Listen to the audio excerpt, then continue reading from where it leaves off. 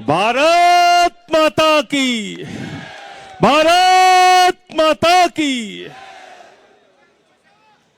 मंच पे आसीन नागौर से लोकसभा के सांसद, आरएलपी के राष्ट्रीय अध्यक्ष भाई हनुमान बेनीवाल जी, आपके बीच में हर सुख दुख में आपकी लड़ाई लड़ने वाले तेज तर्रार संघर्षशील नेता भाई नरेश मीणा जी, जिसके लिए इतनी बड़ी तादाद में आप लोग इकट्ठा हुए हैं। पूर्व मंत्री राजस्थान सरकार के और इस महाभारत की लड़ाई के अर्जुन भाई राजेंद्र सिंह गुड़ा जी, जो लगातार कंधे से कंधा मिला के साथ में चल रहे हैं। और हमारे बीच में उत्तर प्रदेश के पूर्व मुख्यमंत्री अखिलेश यादव जी का संदेशा लेके अतुल प्रधान जी आपकी लड़ाई में आपके साथ हैं। हमारे बीच में आम आदमी पार्टी का एक एक कार्यकर्ता पिछले 10-12 दिनों से नरेश मीणा के साथ लगा हुआ है। मैं अपने कार्यकर्ताओं का भी अभिनंदन करता हूं, उनका भी वंदन करता हूं। साथियों और दोस्तों, आज इस अंता की धरती पे इतने बड़े जन सैलाब के साथ इकट्ठा होके आपने संदेश दिया है कि भारतीय जनता पार्टी और कांग्रेस दोनों का अंत अंता में होने जा रहा है, दोनों का अंत होने जा रहा है। राजस्थान वीरों की धरती है, क्रांतिकारियों की धरती है। भारत की सेना में रह के अपने प्राणों की आहुति देने वाले उन वीर जवानों की धरती को मैं नमन करता हूं, जिसके लिए लड़ाई लड़ने का काम नरेश मीणा करते हैं। नरेश मीणा आपकी लड़ाई लड़ने का काम करते हैं, संघर्ष करते हैं।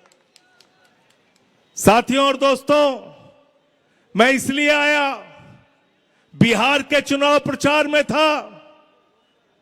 बिहार का चुनाव प्रचार खत्म भी नहीं हुआ था, अरविंद केजरीवाल जी का फोन आया, केजरीवाल जी का संदेश आया।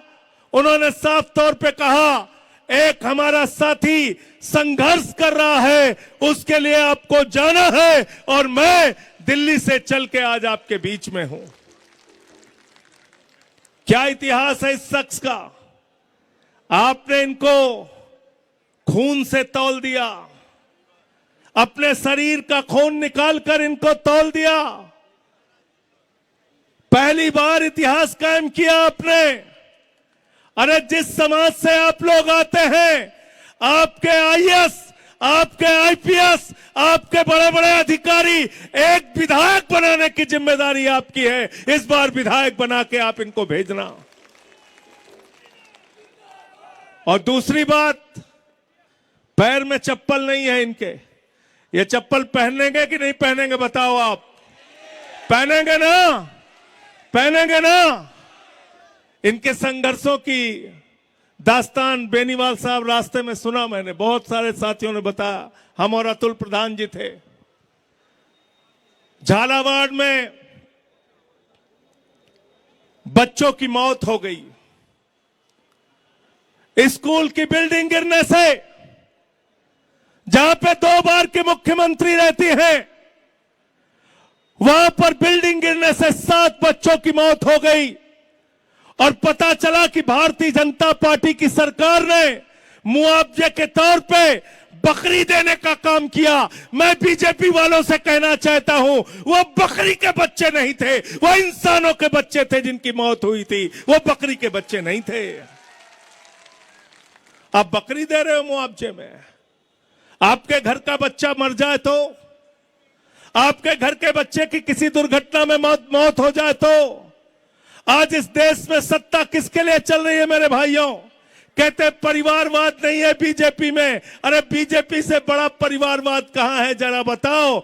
मोदी जी अभी गए थे बिहार में, कह रहे थे बिहार के लोग रील से रोजगार ले लो, राजस्थान के लोग तुम अग्निवीर बन जाओ। लेकिन जो अमित शाह का बेटा है, जिसको बल्ला पकड़ना नहीं आता, वो आईसीसी का चेयरमैन बनेगा, पाकिस्तान से क्रिकेट करा के हजारों करोड़ कमाएगा। ये कहां की व्यवस्था है बताओ, ये कहां की व्यवस्था है।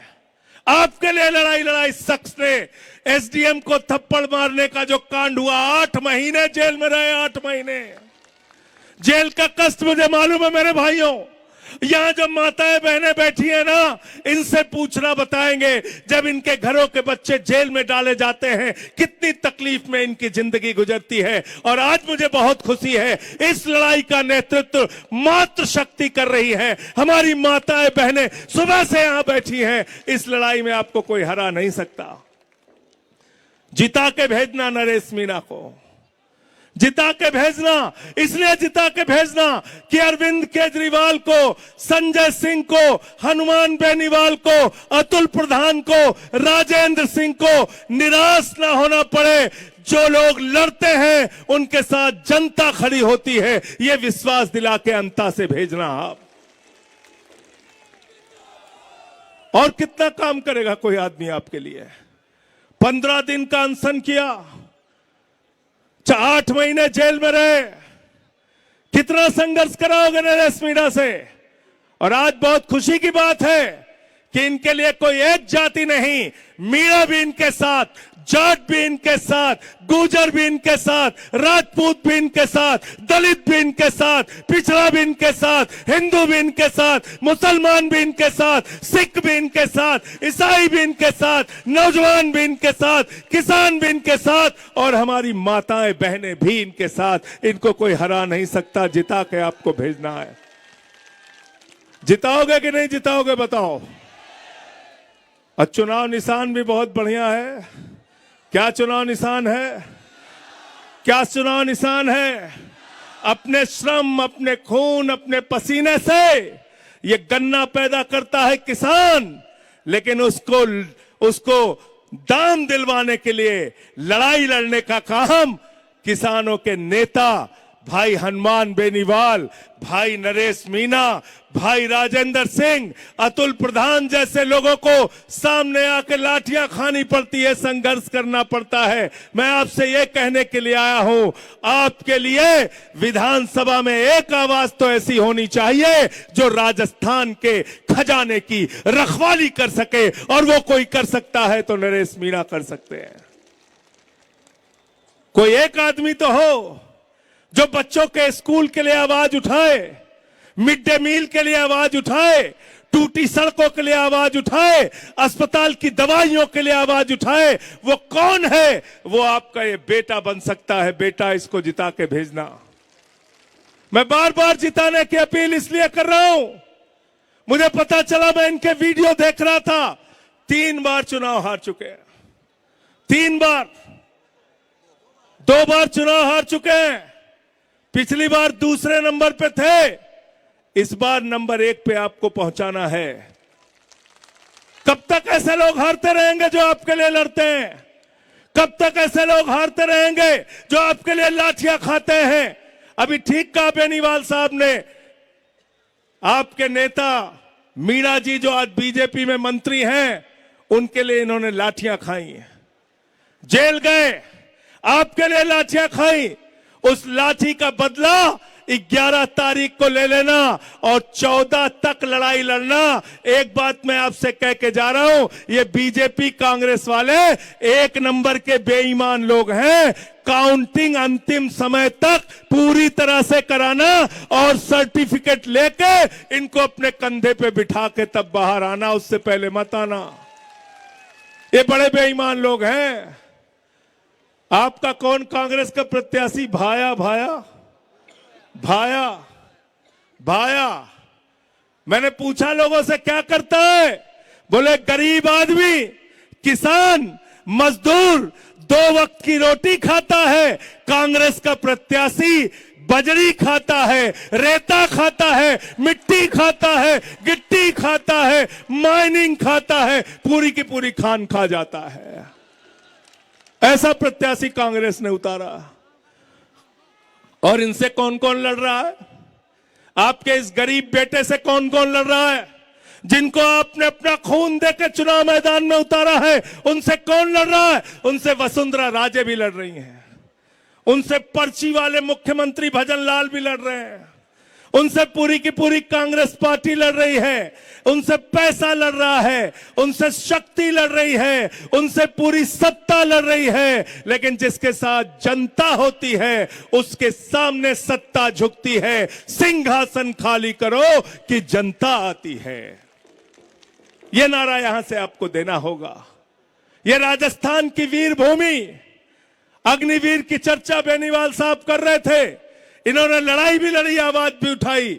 लेकिन मैं आपको एक बात याद दिलाना चाहता हूं, सेना को ठेके पे देने की जो बात इन्होंने कही, आप कल्पना कीजिए 4 साल में सेना के जवान को आप कहते हो रिटायर होके वो घर बैठेगा, 17 साल में जवान बनेगा, 21 साल में रिटायर हो जाएगा, बाप नौकरी करेगा, बेटा रिटायर हो जाएगा।